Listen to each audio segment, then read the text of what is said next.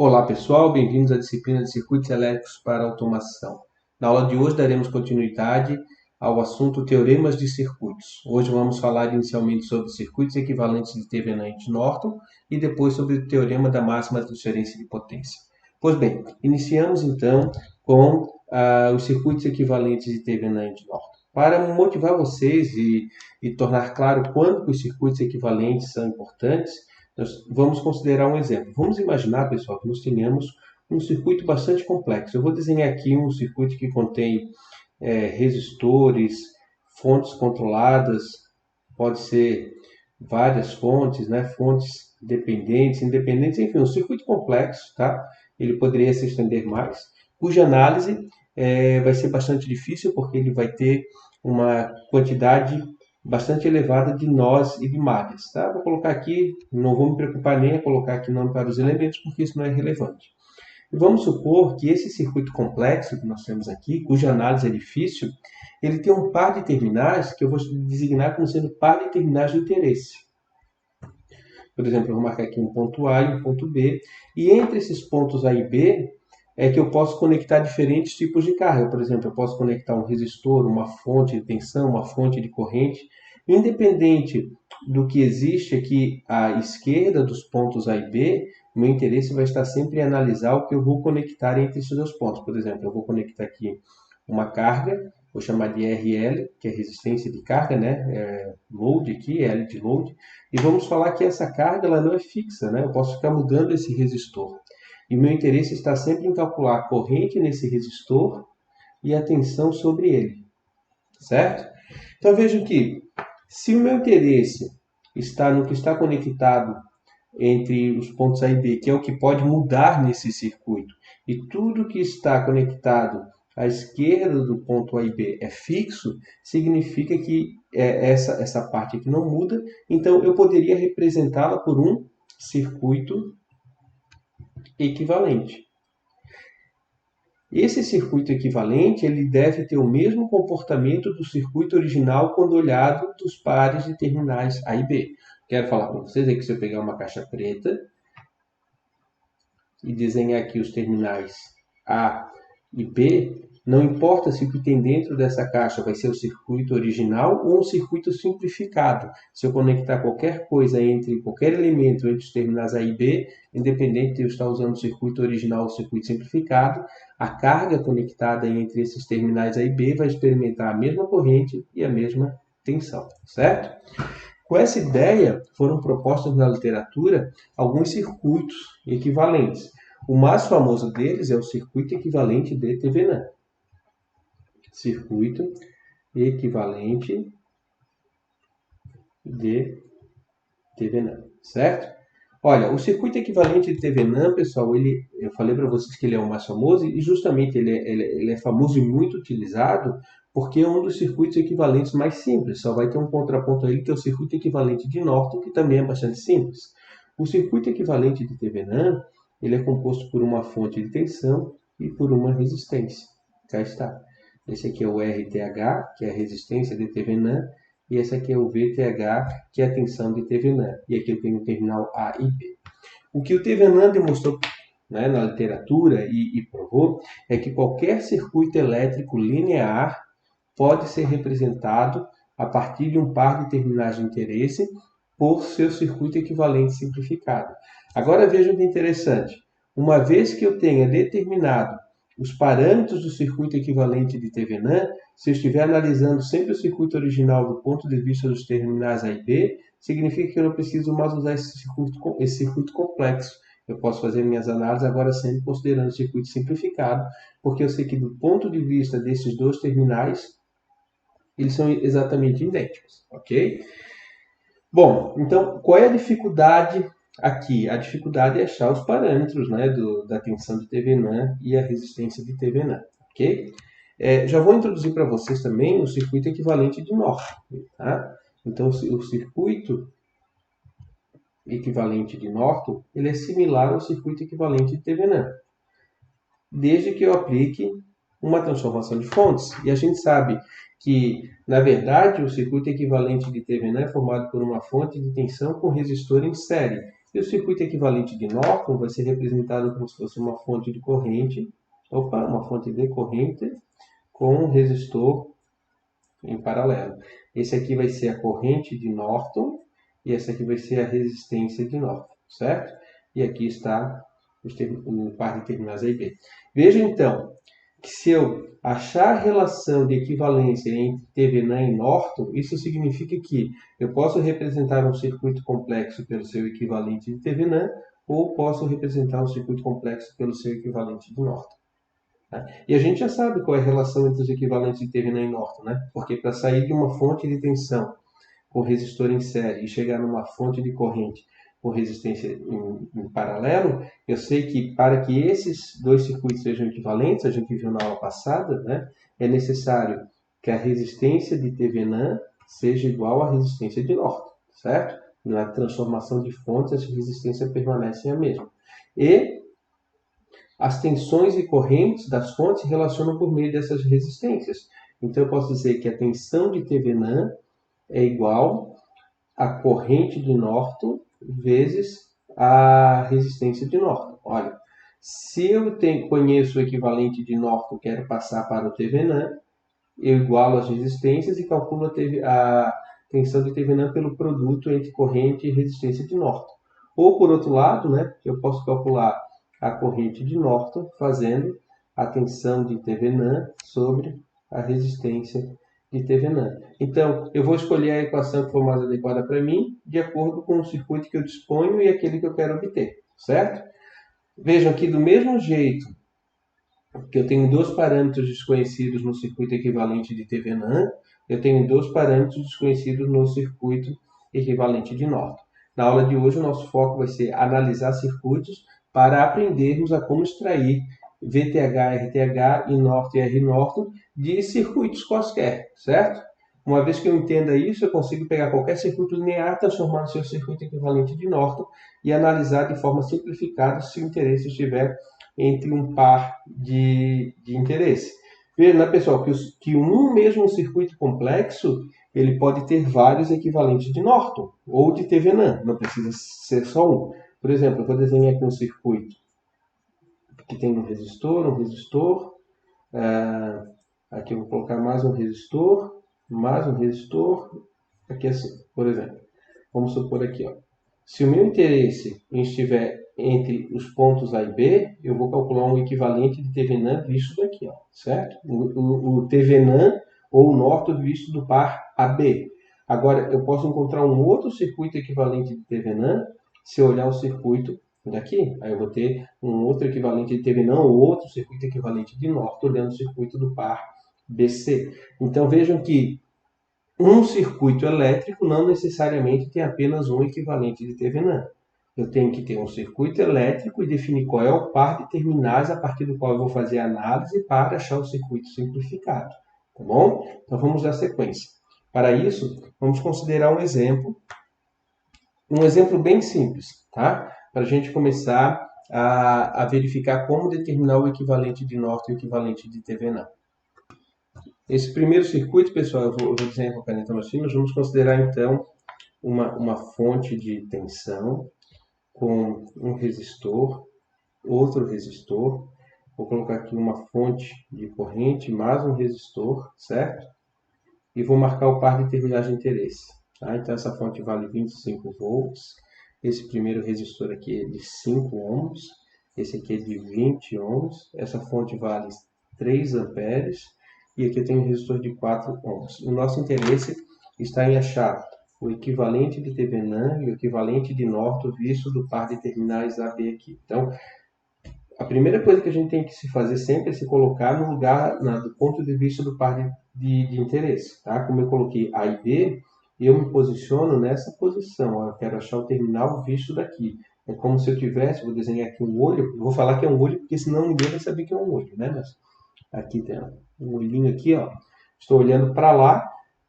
Qual é a resistência equivalente que eu enxergo e qual é a tensão equivalente que eu enxergo, se eu quiser o circuito equivalente de Thevenin.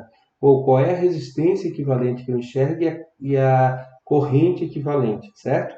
Veja que se eu tivesse com outro par, eu estaria olhando de outra posição, e aí essa tensão e essa corrente vão mudar. Por isso que a gente tem que definir o circuito, o par e terminais de interesse para fazer a análise.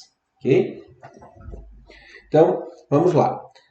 Pessoal, a primeira coisa para nós analisarmos é verificar a complexidade do circuito. Então, a gente tem aqui, ó, esse circuito aqui, a gente vai dizer que é um caso particular, porque esse circuito não contém fontes controladas. Isso é uma vantagem para a gente fazer análise. Por quê? Se o circuito não contém fontes controladas, todas as fontes do circuito podem ser colocadas em repouso. Então, vamos, no caso 1, levar as fontes ao repouso, certo? Aqui. Se eu colocar as fontes ao repouso, esse circuito pode ser redesenhado dessa forma. De acordo? A fonte de tensão é substituída por um curto-circuito, porque eu quero 0 volts, e a fonte de corrente por um circuito aberto, porque eu quero 0 amperes. Então, aqui eu vou ter 5 ohms, aqui eu vou ter 25 ohms, e aqui eu vou ter 4 ohms. O par de interesse está aqui, ó. Vou marcar sempre vermelho para destacar. A e B. E eu estou olhando daqui, certo? Qual é a resistência equivalente que eu enxergo então, pessoal? Veja que quando eu coloco as fontes em repouso, eu consigo agora calcular uma resistência equivalente vista do par de terminais de interesse. Para esse caso, eu vou ter uma resistência equivalente. Aqui eu tenho dois resistores em paralelo. Então, fica 25 vezes 5 dividido para 25 mais... aliás, eu marquei 25, na verdade é 20, né? Aqui em cima marcado 20 ohms. Então, fica 20 vezes 5 dividido para 20 mais 5. Isso vai dar 100 sobre 25, dá 4 ohms. E agora esses dois ficam equivalentes, então vai ficar 4 ohms aqui. Aqui eu tenho mais 4 ohms. E estou olhando aqui desses terminais A e B. Então, qual é a resistência equivalente que eu estou enxergando olhando desse ponto? 4 mais 4, né? Os dois estão em série, então eu tenho 8 ohms. Essa é a resistência equivalente de TVNAM. Aí alguém pode perguntar, ok, professor, entendi como que faz. Quando não tem fonte controlada, eu posso colocar as fontes em repouso e olhar do par de terminais de interesse calculando a resistência equivalente. É só isso? Sim, é só isso. Mas a pergunta que pode surgir, né, pessoal, é por que se faz assim? Veja, então vamos lá. Imagine que eu tenha o circuito equivalente de TVNAM, mais ou menos, VTH e RTH. E eu estou aqui com os terminais de interesse, A, B. Isso aqui está dentro da caixa preta, né? Eu não tenho acesso, eu só tenho acesso aos terminais A e B. Vamos supor que eu disponha de um ohmímetro. O ohmímetro é o instrumento que mede resistência. Vou colocar um ohmímetro aqui fora. Um ohmímetro. Olha, qual é o único jeito desse ohmímetro medir RTH? Olha, o único jeito desse ohmímetro medir RTH é se no lugar da fonte de RTH houver um curto-circuito. Então vejam que para eu analisar o circuito entre os terminais A e B e a resistência medida seu próprio RTH, eu tive que colocar a fonte de TVNAM em repouso. Isso significa que se eu pegar o circuito original e quiser medir a resistência entre os terminais A e B, eu tenho que colocar as fontes do circuito original também em repouso. Por isso que a gente leva as fontes ao repouso e calcula a resistência equivalente vista dos terminais de interesse. A gente já determinou a resistência equivalente de TVNAM.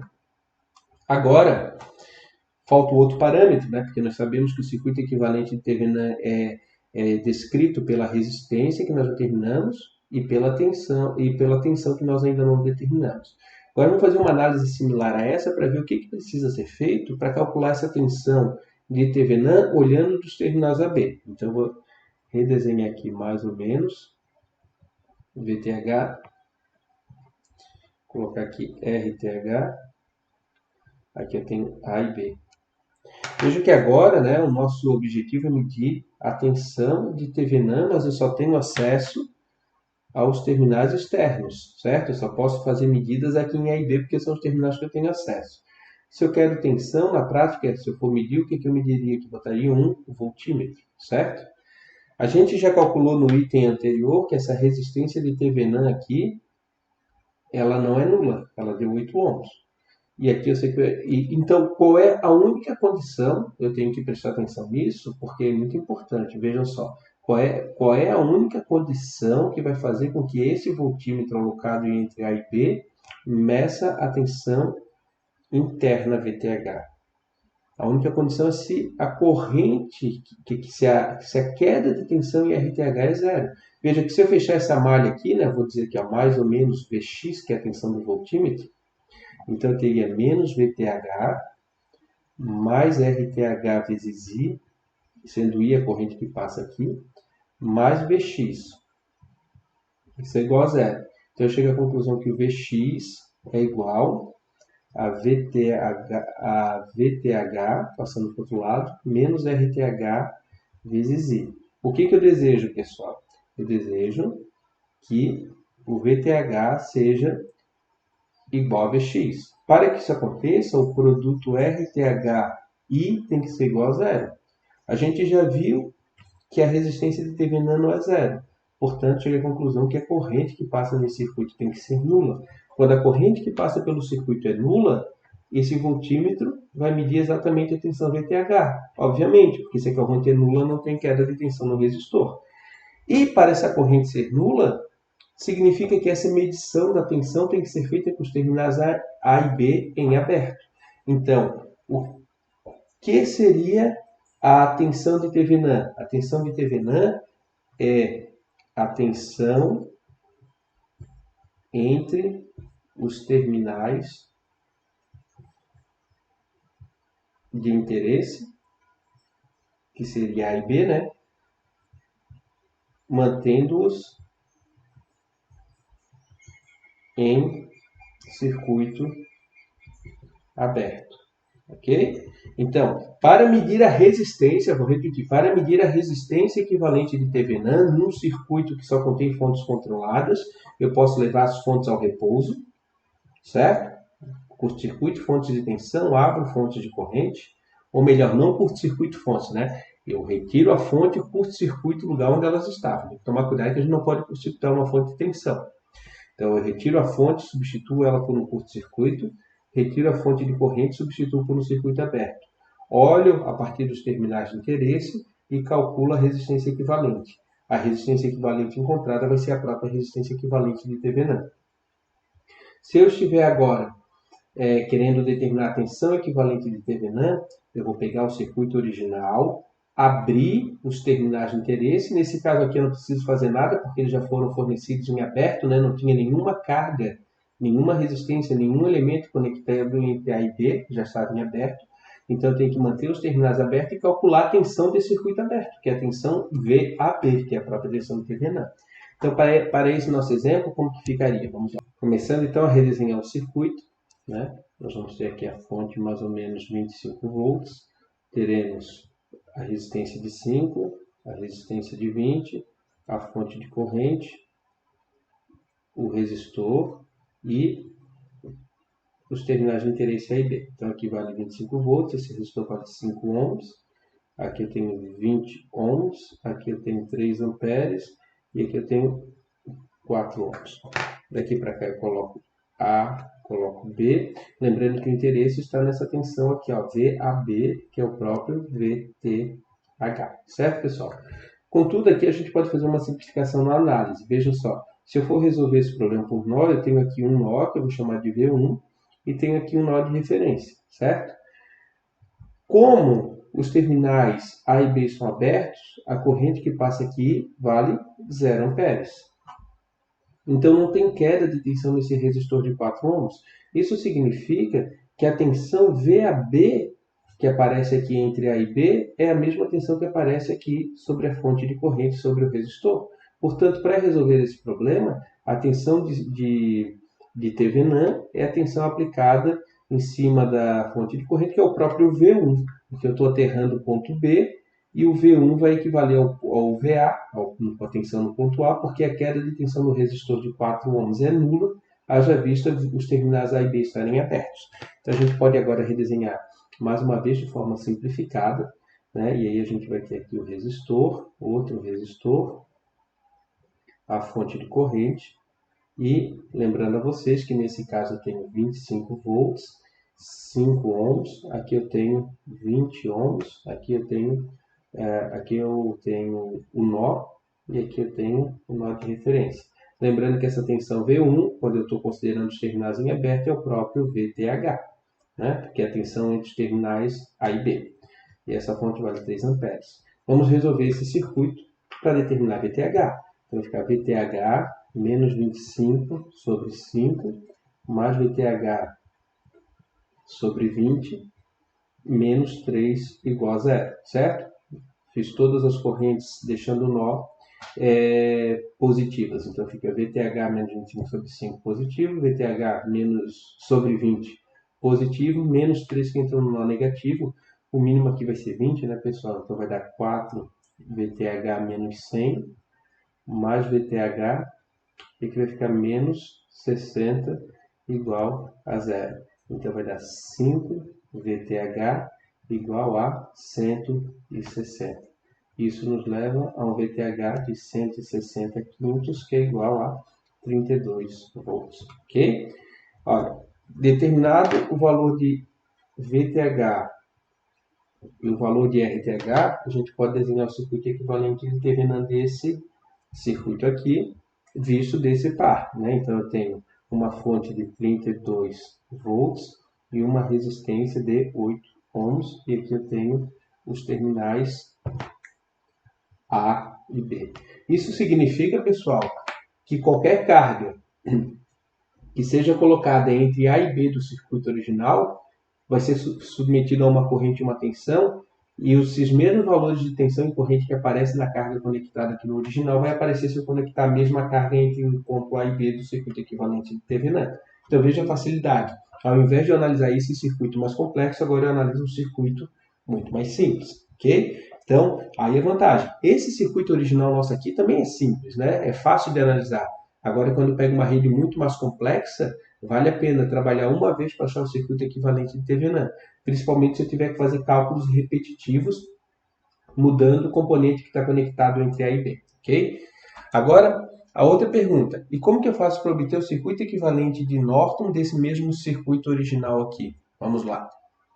Olha, aqui a gente pode fazer de duas formas. A primeira delas é a mais simples. Como eu já conheço o circuito equivalente de Thevenin, eu sei que o circuito de Thevenin é uma fonte de 32 volts com uma resistência de 8 ohms entre A e B, eu posso simplesmente fazer uma transformação de fontes e achar o circuito equivalente de Norton, certo? A gente sabe que, pelo princípio da transformação de fontes, a resistência da fonte de tensão com resistência série é igual à resistência da fonte de corrente com a resistência em paralelo.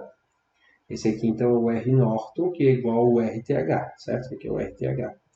E como que eu determino essa fonte de corrente? Veja, eu tenho um circuito equivalente de Thevenin e quero chegar no Norton.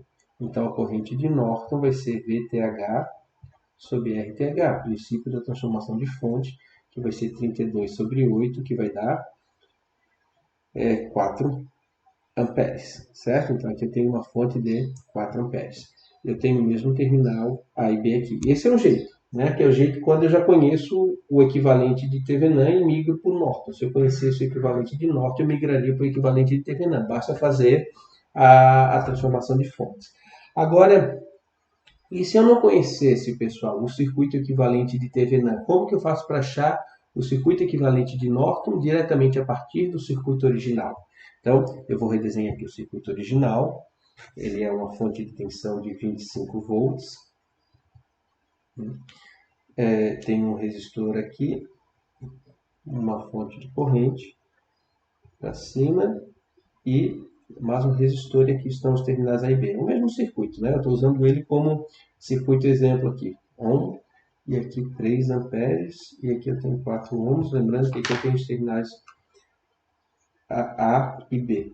Nosso objetivo agora é achar o circuito equivalente de Norton. A gente já sabe que vai ter que dar 4 amperes e 8 ohms. Mas como que eu faria diretamente aqui do circuito original? Olha, vou me posicionar aqui nos terminais de interesse, né? Vejam, eu quero achar a corrente do circuito equivalente.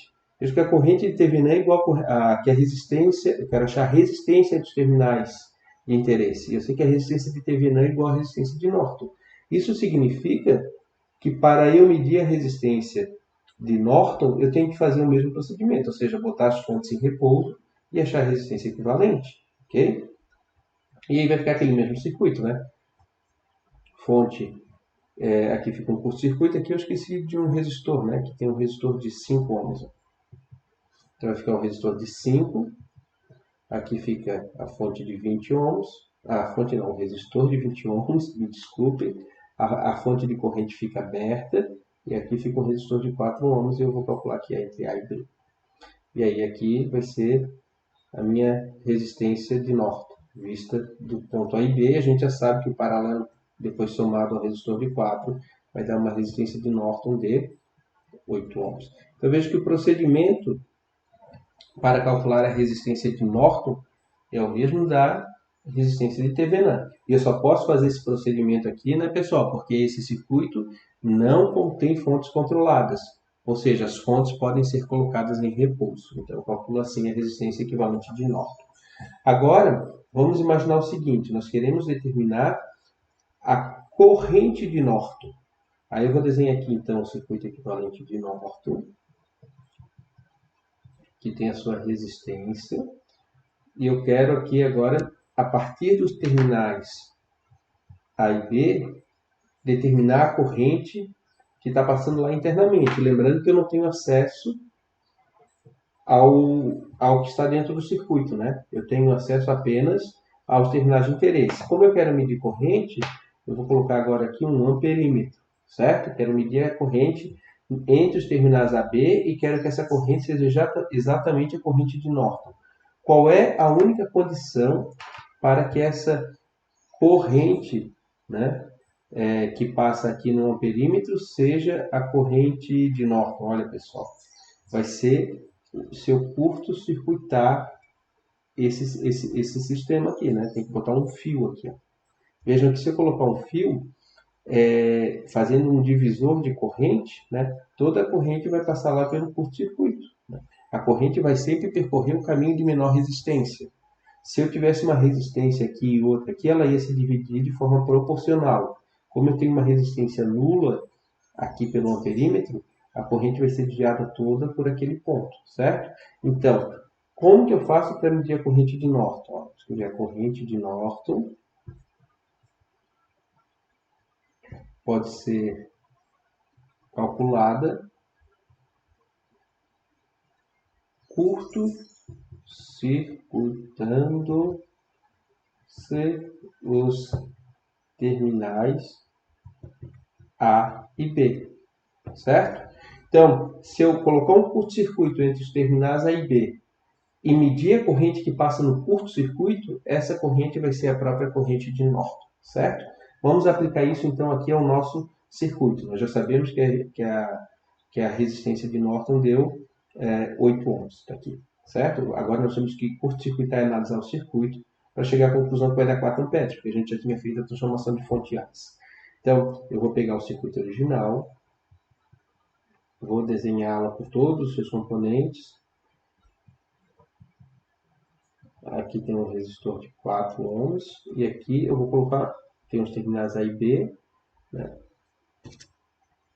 A e B, eu vou colocar um curto-circuito entre A e B e falar que a corrente que passa nesse curto-circuito é a corrente de Norton. Veja que interessante, né, pessoal? A tensão equivalente de Thevenin é a tensão medida com os terminais A e B em aberto. E a corrente de Norton é a corrente medida com os terminais A e B curto-circuitados, ok? Então, a partir de agora, vamos fazer a análise. Aqui eu tenho 25 volts, aqui eu tenho 5 ohms, 20 ohms, 3 amperes e aqui são 4 ohms. Bom, nesse caso, eu não posso mais supor que a corrente que passa por aqui é zero, porque eu dei um curto-circuito. De qualquer forma, eu vou ter um nó V1 e aqui eu tenho a referência. Vou fazer esse nó, a soma das correntes nesse nó tem que ir igual a zero, aí eu acho o V1 e a partir do V1 eu determino a corrente de Norton, ok? Vamos lá então, vai ficar V1 menos 25 sobre 5, corrente que foi para cá, mais V1 sobre 20, a corrente que desce, menos 3, que é a corrente que é injetada no nó pela fonte, mais, né, a corrente que vem aqui, que é o I Norton, certo? Só que, veja, fica difícil eu já inserir o Inorton aqui, né? Embora seja o Inorton, porque ele surge como uma variável. Então, eu vou escrever aqui o Inorton, vou colocar essa equação igual a zero. Mas quem é o Inorton, né, pessoal? Ó, é a diferença de potencial nesse resistor, porque está tudo em série. Então, é V1 que está aplicado nesse ponto, menos 0/4. É V1 sobre 4. Essa é a corrente de Norton que vai passar aqui nesse circuito. Então, a gente vai substituir esse Norton ali por V1/4, resolver a equação, achar V1 e voltar aqui para achar o Norton. Então, vai ficar assim, ó, V1 menos 25/5, mais V1/20, menos 3, mais V1/4, igual a zero. O mínimo aqui vai dar 20, então vai dar 4V1 menos 100, mais V1 menos 60, e 20 mais 5, V1 igual a zero. Então, eu tenho 4, 5, 10V1 igual a 160. V1 é igual a 16 volts. E agora eu calculo o Inorton. O Inorton é 16 volts, que é V1 sobre 4, que deu 4 amperes, e não podia ser diferente. A gente já tinha feito a transformação de fontes e concluído que o valor dele era 4 amperes. Então, vejam que agora nós temos um método sistemático para determinar o circuito equivalente de Norton e o circuito equivalente de Thevenin a partir de circuitos que não contenham fontes controladas, né? Porque para calcular a resistência equivalente de Norton e Thevenin, eu estou levando as fontes ao repouso, e fonte controlada não pode ser colocada em repouso. Aí a pergunta que vocês podem fazer para mim tá, ok, e se o circuito que eu quero calcular o equivalente de Norton e de Thevenin contiver fontes controladas?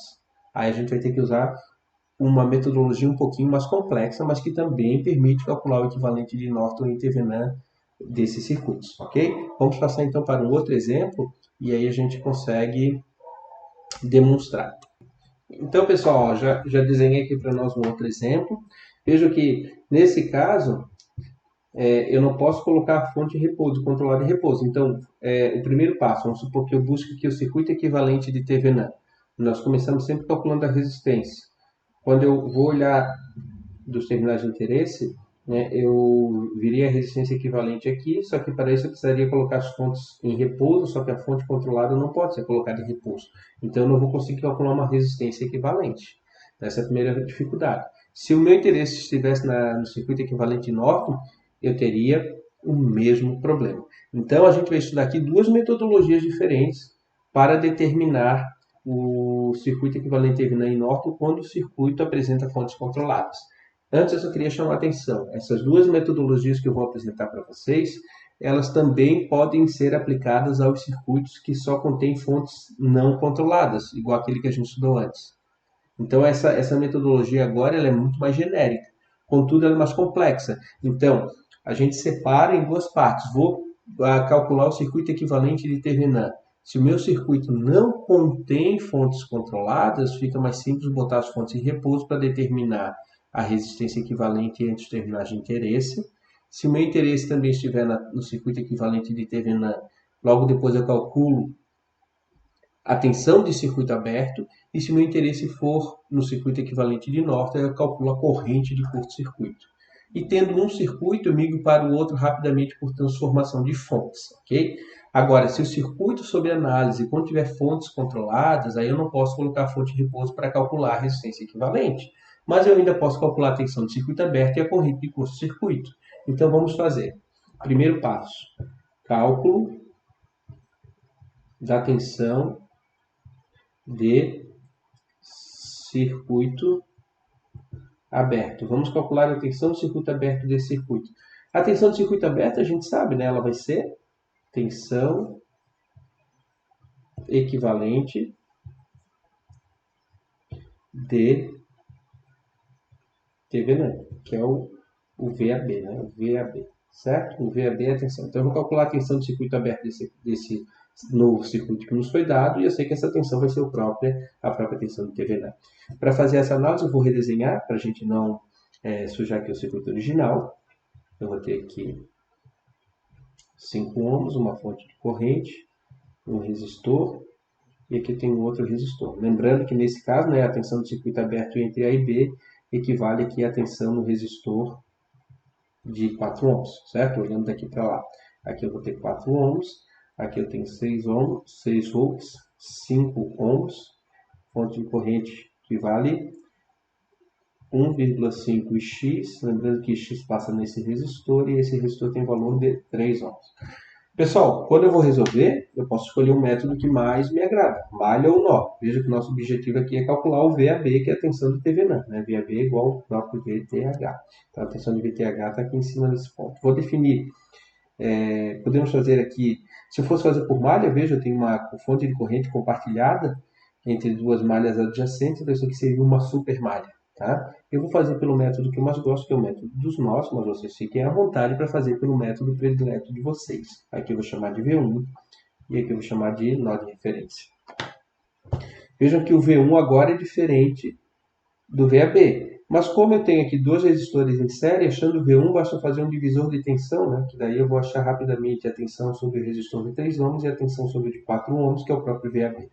Então, calculando a tensão do circuito aberto, nós vamos ter V1 menos 6 sobre, aqui é 6, sobre 5, mais, seria menos, né? Eu vou riscar aqui, menos, V1 menos 6 sobre 5 é a corrente que flui para cá. E agora eu vou fazer menos 1,5 e x, que é a corrente que entra no nó.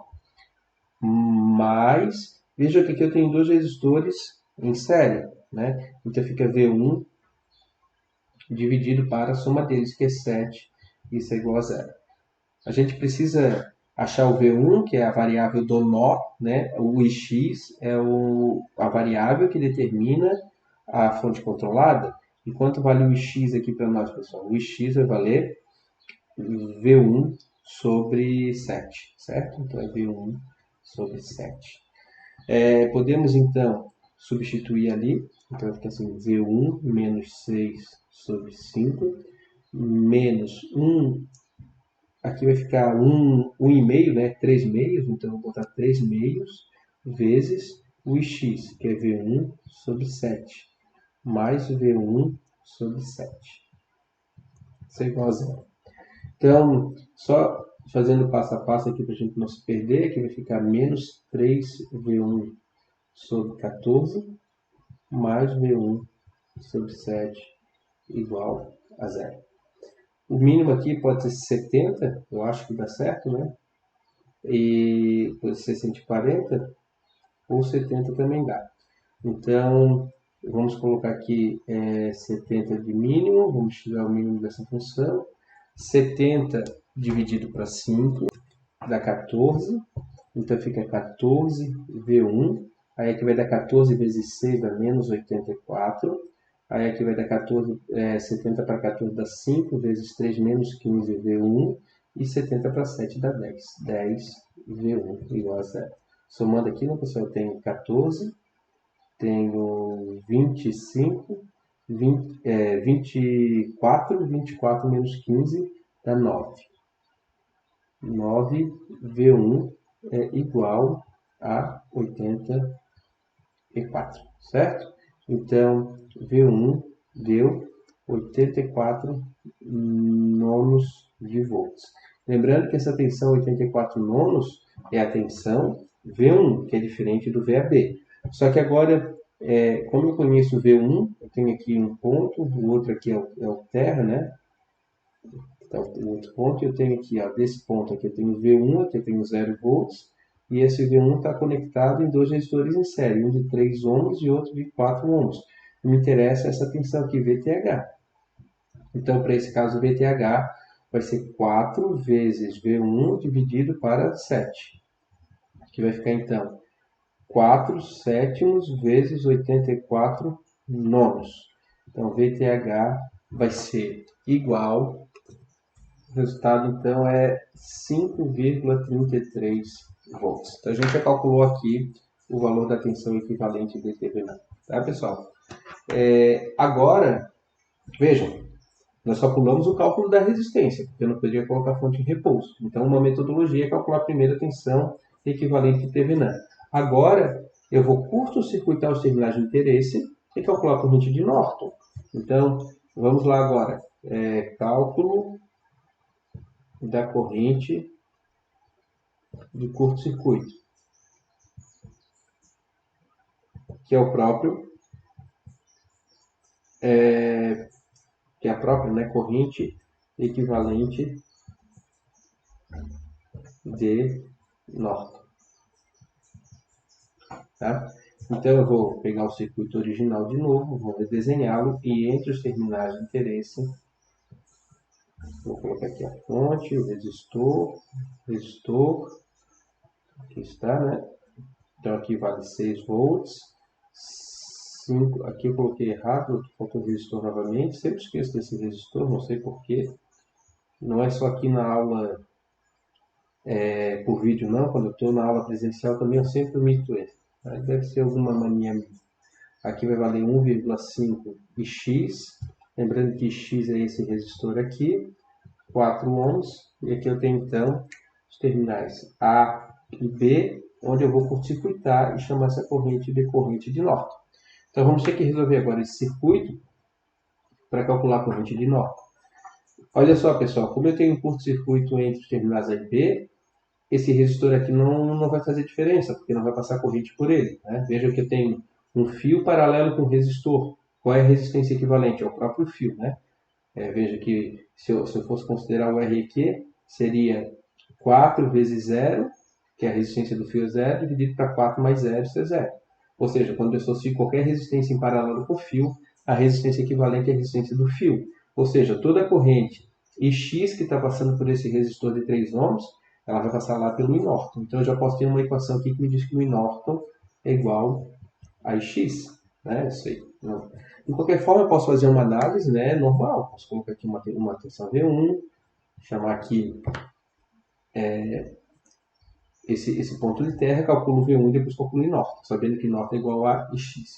Então ficaria assim, V1 menos 6 sobre 5, mais, de novo, cometi o mesmo erro, né, menos 1,5 e x, isso aqui não vale, então fica V1 menos 6 sobre 5, menos 1,5x, mais a corrente x, né? Porque não passa corrente aqui nesse resistor, então essa corrente x vai fazer esse caminho, que é V1 menos 0 sobre 3, mais V1 sobre 3 igual a 0. Quem é o x agora, pessoal? Podemos reescrever o x. Vejam que mudou que eu conecto entre os termos AB, então o x desse circuito é diferente do x que eu tinha antes, tá? Para esse circuito. Poderia haver outro circuito que o x não mudasse, mas para esse ele está mudando. Então, o x é V1 menos 0 sobre 3, então V1 sobre 3. Então, fica V1 menos 6 sobre 5, menos 3 meios vezes V1 sobre 3, mais V1 sobre 3 igual a 0. Então, vai cancelar aqui e a equação vai ficar, vou escrever aqui antes de mudar a folha, V1 menos 6 sobre 5, menos V1 sobre 2, mais V1 sobre 3 igual a 0. Ok? Vamos mudar de folha para a gente continuar esse cálculo. Aqui está, né, pessoal, a nossa equação anterior. O mínimo aqui, então, vai ser 30. Tirando 30, vai dar 6V1 menos 36, né? Menos 15V1 mais 10V1 igual a 0. Então, somando dá 6 menos 15, dá menos 9V1. 6V1 menos 15 menos 9. Opa, esqueci aqui. Dá 6 com... Aqui está errado. Vamos lá. 6 mais 10, 16 menos 15 dá V1. V1 igual a 36 volts. Calculamos direto aqui. Ó. V1 igual a 36 volts. Agora, eu calculo o Inorton, que é igual a Ix, que é igual a V1 sobre 3. Então, o Inorton, para esse caso, é igual ao próprio X, que vai ser a V1 sobre 3, que é 36 sobre 3. Então, a corrente de Norton é igual a 36 sobre 3, que é igual a 12 amperes. Calculamos aqui a corrente de Norton. Ok, aí vocês podem falar, ok, professor, tu aplicou os dois conceitos, né? O conceito de calcular a tensão de Thevenin como sendo a tensão de circuito aberto entre os terminais de interesse e o conceito de calcular a corrente de Norton como sendo a corrente de curto-circuito entre os terminais de interesse. Mas faltam as resistências. Ok, pessoal, mas olha só, a gente sabe que o circuito de Thevenin RTH e VTH, A e B, ele é equivalente ao circuito de Norton, né? Que eu tenho a corrente de Norton com a resistência de Norton aqui, os mesmos terminais A e B. E a gente sabe que RTH é igual a R Norton. E sabe que as tensões se relacionam por meio da resistência. Eu sei que VTH é igual a R Norton vezes I Norton. Então, como eu conheço a tensão de Thevenin e conheço a corrente de Norton, eu posso determinar a resistência de Norton, que vai ser a resistência de Thevenin também. Então, a gente teria aqui tensão de Thevenin 5,33 é igual à resistência de Norton vezes a corrente que é 12 amperes. Então, a resistência de Norton, que vai ser também igual à resistência, a resistência de Norton, vou fazer aqui na outra folha.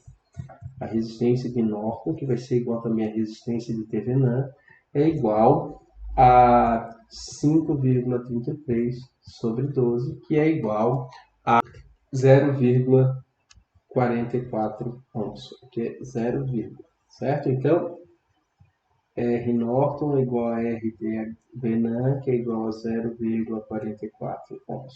Isso significa que, quando visto dos terminais A e B, esse circuito aqui pode ser representado por uma fonte de tensão de 5,33 volts com uma resistência em série de 0,44 ohms e pode também ser representado por uma fonte de corrente de 12 amperes com uma resistência de 0,44 ohms em paralelo, certo?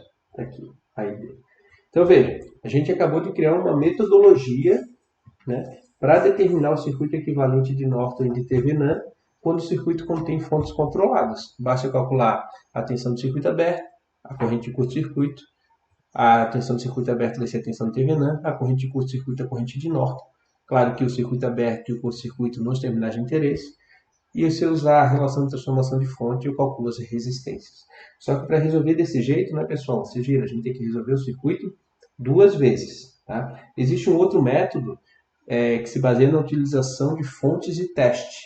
Que aí eu preciso resolver um circuito de uma vez, consigo resolver uma única vez, e ele já me devolve o valor das tensões de Thevenin e resistência de Thevenin, ou corrente de Norton e tensão de Norton ao mesmo tempo. Tá? Eu vou, então, mostrar para vocês essa metodologia. Vamos lá. Vou chamar aqui de método com a fonte de teste. Esse método com a fonte de teste também é literal, tá? Ele vai se aplicar a qualquer caso. Tá? Vejam que o único caso particular que dá para simplificar é aquele que não tem fontes controladas. É aquele método de calcular a resistência equivalente colocando as fontes em repouso. Aquele método só se aplica a circuitos sem fonte controlada.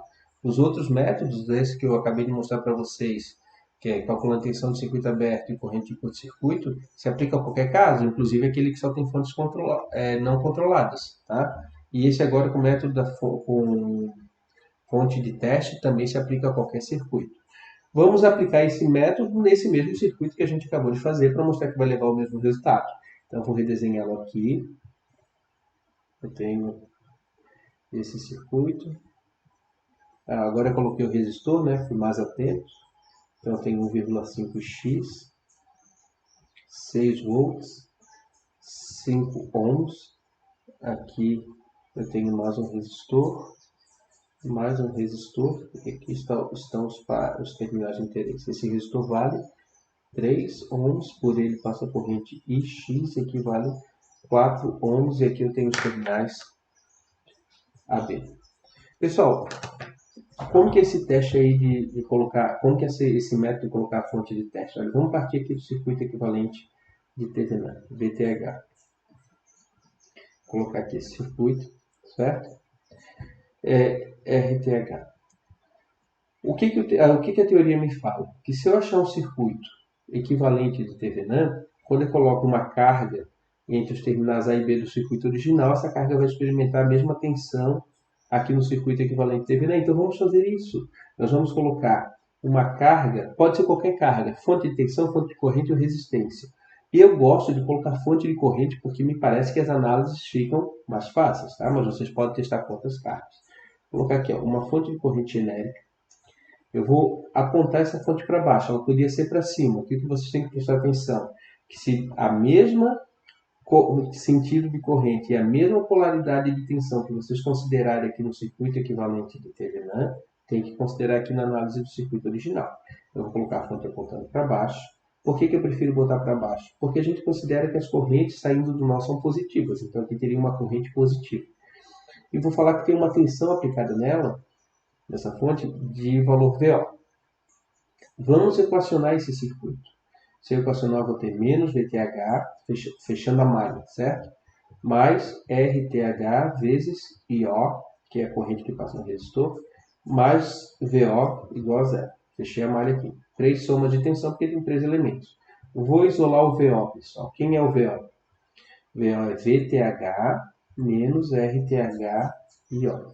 Olha só o que essa equação revela para a gente. Que quando eu coloco uma carga com essa característica, né, essa carga aqui é a carga teste, né, por isso que o método se chama método com fonte de teste. Aqui é uma fonte de teste. Certo? Quando eu coloco uma fonte de teste no circuito equivalente de Thevenin e faço o equacionamento, eu chego que a tensão da fonte ela explicita o valor da tensão de Thevenin e a resistência de Thevenin. O termo constante vai ser sempre tensão de Thevenin. E o termo que multiplica a corrente da fonte vai ser sempre a resistência equivalente de Thevenin. Quando eu colocar essa mesma fonte no circuito e equacionar para isolar VO, ela vai chegar assim, ó, VO vai ser igual a um alfa menos um beta IO. Esse alfa e beta são dois números, que daí vão depender do circuito analisado. Mas se eu comparar a equação que vem do circuito equivalente do Thevenin com o que vem do circuito original, olha, o alfa que eu obtiver vai ser o VTH e o beta que eu obtiver vai ser o RTH. E aí eu resolvo esse circuito uma única vez. Tá? Então veja, são dois métodos diferentes para nós calcularmos o circuito equivalente de Thevenin de circuitos que contêm fontes controladas, ok? Então, vamos colocar essa mesma fonte genérica aqui no circuito original e resolvê-lo para determinar os parâmetros alfa e beta, que são VTH e RTH, respectivamente, ok? Então, eu vou ter aqui mais ou menos resistência. Aqui eu vou ter a fonte de corrente apontada para cima, 1,5x. Aqui eu vou ter 3 ohms. E aqui eu vou ter 4 ohms, né? Esse aqui vai ter a corrente IX, e aqui vale 5 ohms, aqui é 6 volts. Agora, aqui eu tenho par de terminais A e B, e aí eu vou colocar minha fonte de teste, que é a mesma que eu coloquei lá, certo? Aqui eu vou ter uma tensão VO, e vou dizer que a corrente que passa aqui é o IO. E agora, vamos trocar de folha para analisar esse circuito. Então, aqui está o circuito e vamos fazer a análise. Olha só, pessoal, para analisar esse circuito, eu vou ter que considerar dois nós agora, né? Se eu poderia fazer por malha também, tá? Mas eu vou optar aqui fazer por nó. Então, eu vou ter aqui um nó V1, aqui eu tenho um nó V2, e aqui eu tenho um nó de referência. Vejam que nesse circuito, né, entre o nó V2 e o nó de referência, encontra-se a fonte que eu adicionei. Então, eu já sei aqui de antemão que VO é igual a V2. Então eu resolvo para achar o V2 e eu sei que é igual ao VO. Isso aqui vai ter que ser do tipo alfa menos beta, beta IO, certo? O VO tem que ser alfa menos beta IO. Esse alfa vai ser o VTH e esse beta vai ser o RTH. Ok? Vamos lá então. 9 a 1 vai ser V1 menos 6 sobre 5, né? Menos 1,5x, que é a corrente que entra no nó, mais V1 menos V2 sobre 3. Isso tem que ser igual a zero. Então, eu vou fazer aquele mesmo procedimento de antes. Vou escrever aqui como sendo 3 meios de x.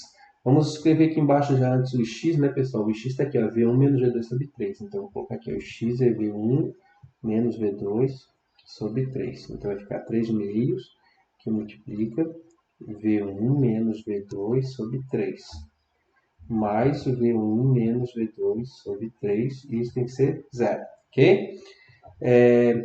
Aqui a gente consegue simplificar um pouquinho, então vai ficar, já vou colocar assim, ó, V1 sobre 5 menos 6 quintos. Aqui cancela esse 3 com 3, fica menos V1 sobre 2 mais V2 sobre 2, que nós temos aqui. Mais V1 sobre 3 menos V2 sobre 3, isso é igual a zero. O mínimo aqui é 30, novamente. Então vai ficar 6V1 menos 36, menos 15V1, mais 15V2. Aqui vai ficar mais 10V1. Vou invadir outra página ali. Menos 10V2 igual a zero. Tá? Espero que tenha ficado claro para vocês. Ficou meio bagunçadinho, né? Mas eu acho que a gente vai chegar lá, tá? Então eu não vou repetir esse trecho porque eu acho que a gente consegue juntar as equações. Apesar de bagunçado, está claro, né? Então eu tenho 6V1 menos 15V1, 10V1. Então eu tenho aqui 16 menos 15 dá V1, certo? Do outro lado eu tenho 15V2 menos 10V2 mais 5V2. Isso é igual a 36. Então, daqui eu posso isolar o V1, porque o meu interesse está em calcular o V2. Então, como esse V1 já está solto aqui, eu já vou isolar. O V1 é 36 menos 5V2. E agora essa aqui é a minha equação 1, eu vou lá analisar a equação do nó 2. Esse foi o nó 1, nó 2. Ó, o nó 2 eu vou ter V2 menos V1 sobre 3, mais V2 sobre 4, mais IO, que é a corrente que deixa aqui, mais IO. Isso é igual a zero. Então, o mínimo aqui vai dar 12. Então, eu tenho 4V2 menos 4V1 mais 3V2 mais 12 IO igual a zero. Então, eu tenho menos 4V1, tá aqui. Aí eu tenho 7, certo? Dá 7V2 mais 12 IO igual a zero. Pois bem, pessoal, agora eu posso isolar esse V1, né? Então vai ficar assim, menos 4, posso isolar, não, posso substituir. Vezes 36 menos 5V2, substituir esse V1 aqui, mais 7V2, mais 12 IO igual a zero. Então vai dar menos 144, mais, aqui dá 20, 36 vezes 4 dá 144, mais 20V2, mais 7V2, mais 12 IO igual a zero. Então nós temos 27, somando aqui, né? 27V2, menos 144, mais 12 IO igual a zero. Nosso objetivo é isolar o V2, porque a gente sabe que V2 é igual a VO. Então, V2 vai ser igual a 144 sobre 27, certo? Passando o 144 positivo para o outro lado, menos 12 sobre 27 vezes IO. Essa aqui é a equação do V2. Agora eu sei que V2 é igual a VO, então aqui está. O VO é 144 sobre 27 menos 12 sobre 27 IO. Essa é a minha equação final do VO do circuito original. E como que tinha ficado a equação do VO do circuito equivalente de Thevenin? Está aqui. Olha, comparação direta. O VO do circuito equivalente de Thevenin tem uma constante, aqui também tem uma constante. E aqui tem um termo negativo, IO, então o RTH equivale a 12 sobre 27. Conclusão, VTH é igual a 144 sobre 27. Se fizerem aí na calculadora, vão chegar aqui a 5,33 volts. E RTH é 12 sobre 27. Se fizerem novamente, vão chegar até 0,44 ohms. Não podia ser diferente, porque o circuito equivalente de Thevenin não muda pelo método, né? Tem que dar o mesmo resultado do método anterior. Ok, pessoal? Então, com isso, nós estudamos duas metodologias, né, genéricas, que se aplicam a qualquer caso, para resolver circuitos de modo a obter o circuito equivalente a Thevenin. No caso particular do circuito sob análise, que o circuito sob análise só contém fontes não controladas, né, fontes independentes, aí eu posso aplicar aquele método simplificado de botar as fontes em repouso, que foi o primeiro que eu apresentei para vocês, ok? Então, para dar continuidade, a gente encerrar a aula de hoje, vamos falar aí em 5 minutos, eu acho que é suficiente, sobre o teorema da máxima transferência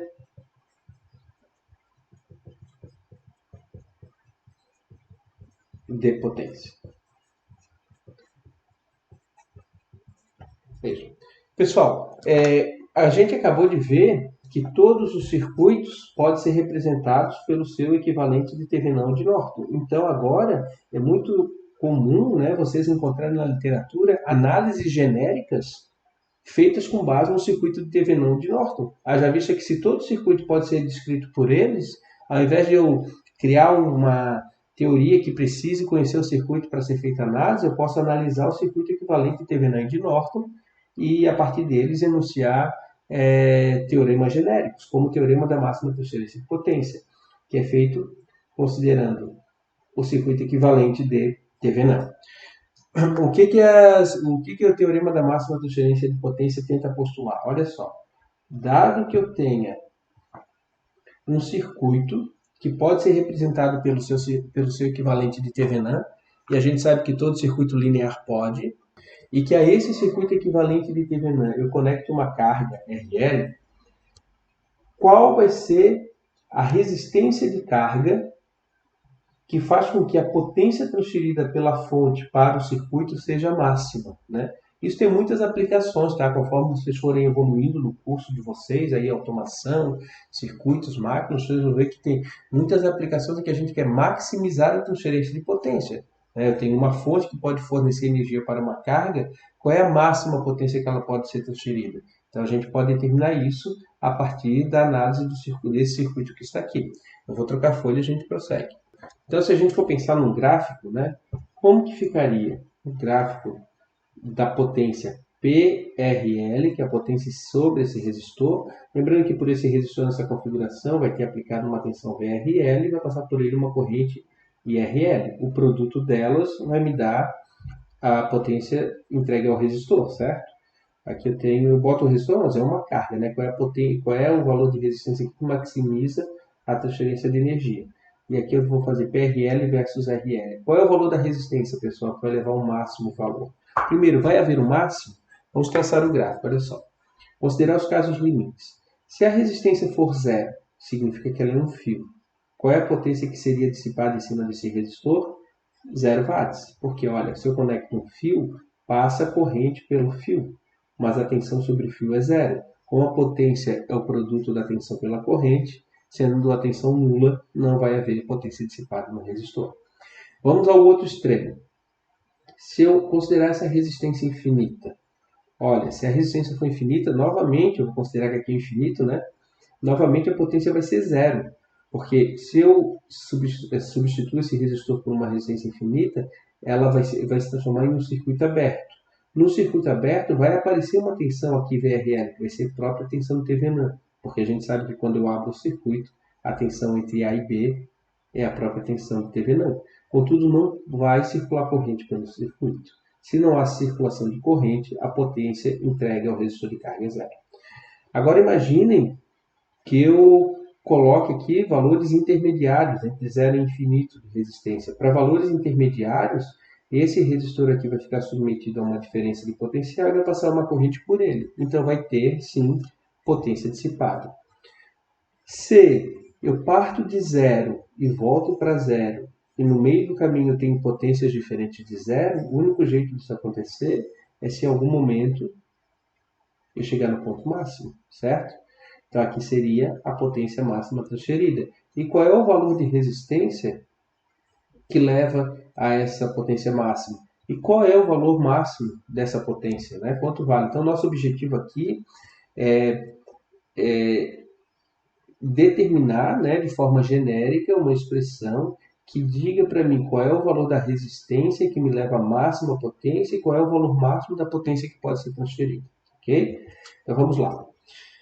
Para fazer essa análise, né, a gente tem que expressar aqui a equação que permite calcular a potência sobre o resistor.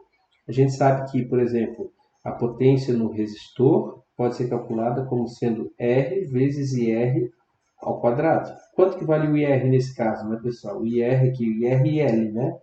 PRL, RL e IRL. Então, o IRL vai valer VTH, que é tensão de Thevenin, dividido pela soma das resistências, uma vez que elas estão em série. Então, fica RTH mais RL. Então, se a gente agora substituir essa corrente aqui nessa equação, a gente chega na PRL, que é RL vezes VTH dividido para RTH mais RL ao quadrado. Ok?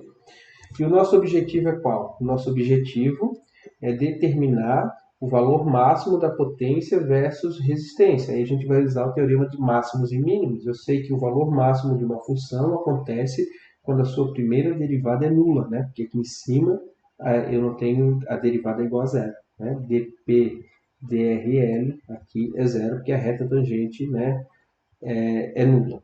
Então, vamos ter que fazer dPRL, DRL igual a zero. Isso significa fazer DDRL, a resistência, né, dessa função aqui igual a zero. Vai ficar RL vezes VTH ao quadrado dividido para RL mais RTH ao quadrado. Tá aqui, ó. Tem que derivar essa função igual a zero. O que está aqui dentro é exatamente o mesmo. Né? RL só distribuir aqui, VTH ao quadrado quadrado. Pessoal, nesse caso, a gente tem uma divisão que envolve RL. Então, a gente vai ter que fazer a derivada do numerador vezes o denominador, menos a derivada do denominador vezes o numerador, dividido pelo denominador ao quadrado. Vocês lembram disso, eu acredito, né? Lá de cálculo. Vou jogar essa folha aqui por fora. Então, vamos lá. Derivando o termo de cima em relação a RL, fica VTH ao quadrado, que multiplica o termo de baixo, que é RL mais RTH ao quadrado. Aí vai ficar menos agora o termo de cima, que é RL vezes VTH ao quadrado, vezes a derivada do termo de baixo.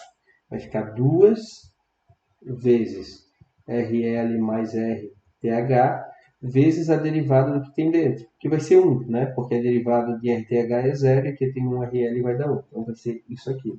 Isso aqui tem que ser igual a 0, certo?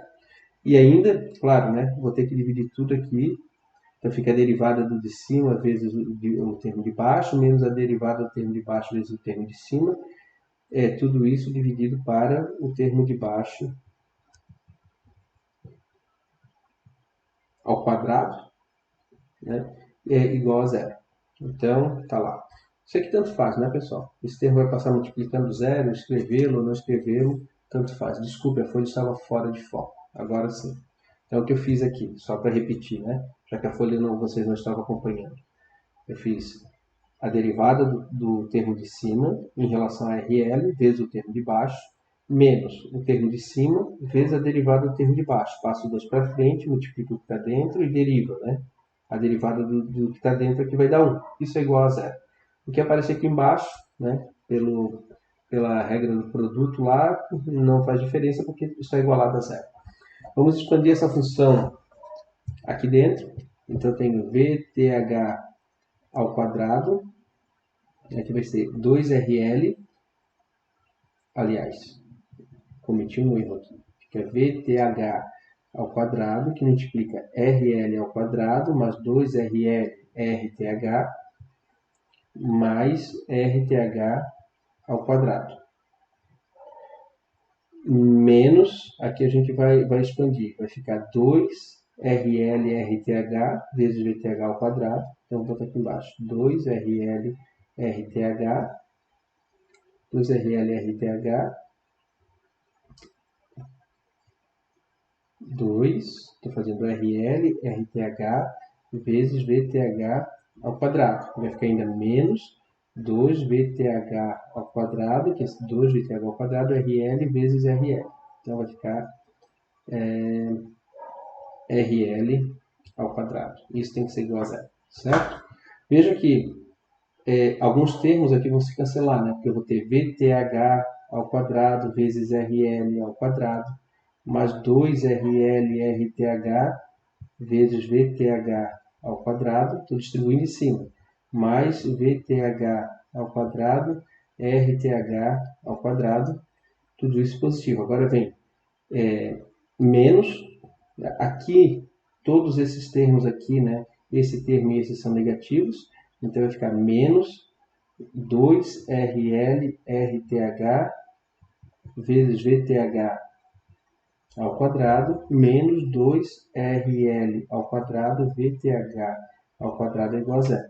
Veja que esse termo aqui, né, ele é exatamente igual a esse termo aqui. 2RL RTH VTH ao quadrado. Então ele se cancela, né? E além disso, né, tem menos 2RL VTH ao quadrado. E aqui eu tenho VTH ao quadrado é RL ao quadrado. Então, quando eu faço a soma, vai ficar menos RL, RL ao quadrado, VTH ao quadrado, certo? Então, vai ficar assim, ó, esse termo aqui aparece aqui, VTH ao quadrado, RTH ao quadrado. Nessa subtração fica menos VTH ao quadrado, RL ao quadrado, igual a zero. Olha, pessoal, daqui fica simples de ver que esse termo é comum, vai passar dividindo, e chego que RTH vai ser igual a RL.